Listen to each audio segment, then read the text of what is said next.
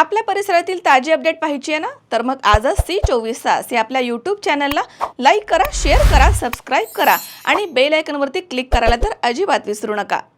पारनेर तालुक्यातील टाकळी ढोकेश्वर इथे उत्कर्ष तरुण मित्रमंडळाच्या वतीनं भारतरत्न डॉक्टर बाबासाहेब आंबेडकर यांच्या 135व्या जयंती आणि भगवान गौतम बुद्ध यांच्या संयुक्त जयंती महोत्सवानं आज मोठ्या उत्साहात आणि भक्तिभावानं हा साजरा करण्यात आलाय. धम्म, बौद्ध, तत्वज्ञान आणि डॉक्टर बाबासाहेब आंबेडकरांच्या विचारांचा प्रसार करण्याच्या उद्देशानं आयोजित या कार्यक्रमात लहान मुलांपासून ते ज्येष्ठ भीमसैनिकांपर्यंत मोठ्या संख्येनं नागरिक या ठिकाणी उपस्थित होते.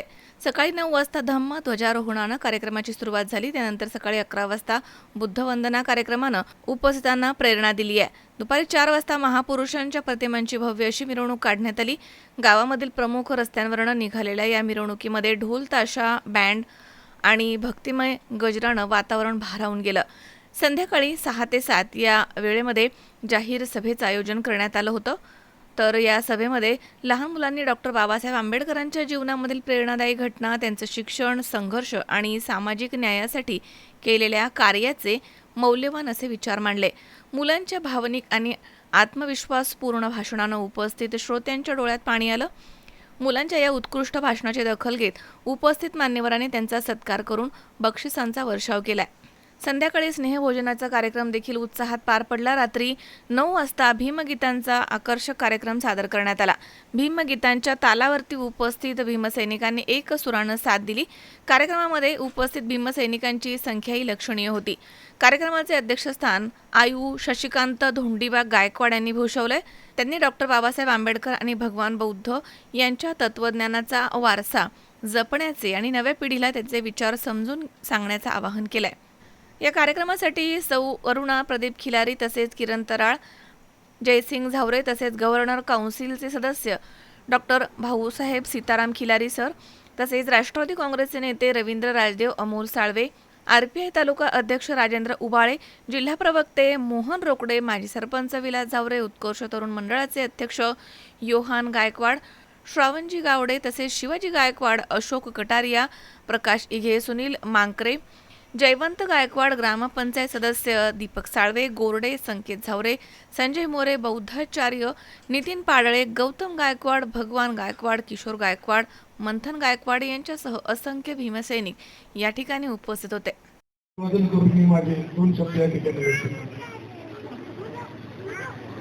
खरं पाहिलं तर आज या ठिकाणी आपण सर्वजण एकाच स्टेजवर आहोत.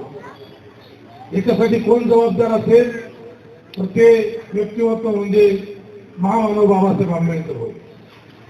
आज भारतामध्ये आपल्या महाराष्ट्राची शान एक नंबर आहे आणि जगामध्ये आपला भारत जर शानदारपणे मान उंचावून जर जगत असेल तर ते केवळ एकाच व्यक्तीमुळे, ते म्हणजे महामानव डॉक्टर बाबासाहेब आंबेडकर यांच्यामुळे. भारत स्वतंत्र झाला त्यावेळेसची परिस्थिती, त्याच्यानंतरच्या 30 वर्षापर्यंतची परिस्थिती जर पाहिली, मला वाटतं आपल्यापैकी समोर बसलेले बरेच जण त्यांनी तो काळ अनुभवला असेल. या ठिकाणी बरेच ज्येष्ठ व्यक्तिमत्व आहेत, काका आहेत, त्यांनी तो काळ अनुभवलेला आहे की काय परिस्थिती होती. पण केवळ एका द्रष्ट्यामुळे ती परिस्थिती बदलली आणि ते नाव म्हणजे बाबासाहेब आंबेडकर.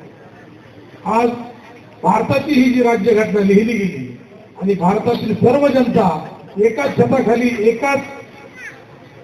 एकाच कायद्याने आणि एकाच समानतेने आज जर पुढे येत असेल तर त्याला एकच कारण आहे, ते म्हणजे डॉक्टर बाबासाहेब आंबेडकर. आज या लहान लहान मुलांची भाषणे ऐकताना अंगावर अक्षरशः रोमांच उभे राहत होते की बाबासाहेब आंबेडकरांचा सगळा इतिहास आपल्या डोळ्यासमोर पुन्हा पुन्हा परावर्तित होत असताना या ठिकाणी एकच आपल्याला म्हणावेसे वाटते की असा माणूस कधी झाला नाही, आताही नाही आणि भविष्यात देखील होणार नाही. अशा या महामानवाला पुन्हा एकदा अभिवादन करून मी माझे 2 शब्द संबोधतो. जय हिंद, जय महाराष्ट्र, जय भीमराव. बाबासाहेब मानत असताना बाबासाहेबांचं कार्य फक्त संविधानापुरतं आहे. राज्यघटना लिहिली किंवा फक्त दलितांचे उद्धार करते होते इतकं मर्यादित नाही. ह्याच फक्त 3 गोष्टीत बाबासाहेबांचं कार्य विशेष करणं म्हणजे एका मोठ्या अथांग समुद्रातून बादलीवर पाणी काढल्यासारखे.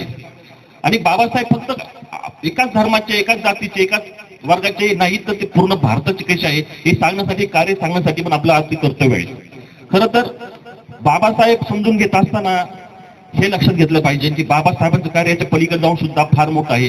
आज आपण हे पाहतो की आर्थिक वित्तीय संकट असेल, वित्तीय बाबती असतील, वित्तीय ज्या गोष्टी असतील त्याची संकल्पनाच मुळात 1923 साली बाबासाहेबांनी प्रॉब्लेम ऑफ रुपीज या त्यांच्या प्रबंधातून सादर केली आणि त्याच धर्तीवर 1932 साली यंग हिल्टन कमिशननी रिझर्व्ह बँक ऑफ इंडियाची स्थापना केली. आज जे भारतीय आर्थिक व्यवस्था बळकट होऊ पाहते त्याची पायाभरणीच रिझर्व्ह बँक ऑफ इंडिया पर्यायाने बाबासाहेबांच्या प्रॉब्लेम ऑफ रुपीज ग्रंथातून अभिवादन करते. आणि आज आपल्याला आता खिलारी डॉक्टरांनी सांगितलं की आपण सगळे एकत्र बसलो ते कोणामुळं, तर डॉक्टर बाबासाहेब आंबेडकरांमुळं. आज डॉक्टर बाबासाहेब आंबेडकर, महात्मा ज्योतिबा फुले, सावित्रीबाई फुले यांच्यामुळं आज आपल्या महिलांना, त्यांनी इतकं शिक्षणाचा त्यांना त्रास झाला तरी आज महिला इतक्या उच्च पदावर गेल्या. त्यामुळे मी अजून एकदा डॉक्टर बाबासाहेब आंबेडकर आणि महात्मा ज्योतिबा फुले यांना विनम्र असं अभिवादन करते. आणि उत्कर्ष तरुण मंडळ यांच्या वतीने जो हा जयंतीचा कार्यक्रम सादर केलाय, आपले श्रावणनाना असतील, शशीभाऊ असतील, शिवाजी गायकवाड असतील, बाळासाहेब गायकवाड असतील, यांनी सगळ्यांनी आपली ही जयंती इतकी उत्साहाने सादर केली की आज असं गावात वाटायचं की आपल्या गावात सण साजरा होतोय असं वाटत होतं. त्याबद्दल मी यांच्या सगळ्यांचा आभार मानते. आणि परत एकदा मी महामानव डॉक्टर बाबासाहेब आंबेडकरांच्या जयंतीनिमित्त सर्वांना विनम्र असं अभिवादन करते. थांबते.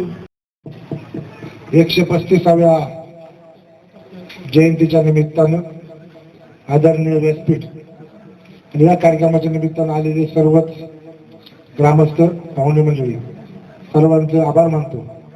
खरं तर बाबासाहेबांबद्दल सर्वच वक्त्यांनी या ठिकाणी अतिशय मोजक्या शब्दात माहिती दिलेली आहे.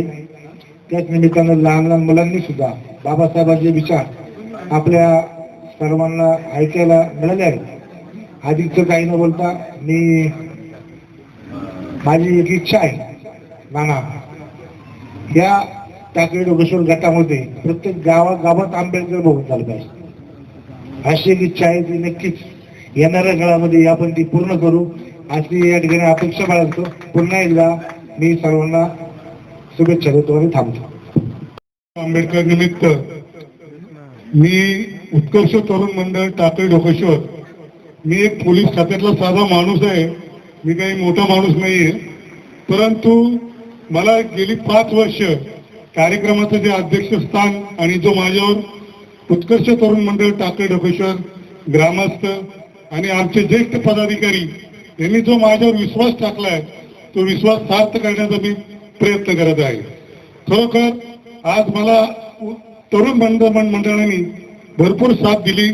मी त्यांना हेही सांगितलं की बाबा अध्यक्षस्थान मला देऊ नका, मी काही जास्त वक्ता वगैरे मोठा नाहीये.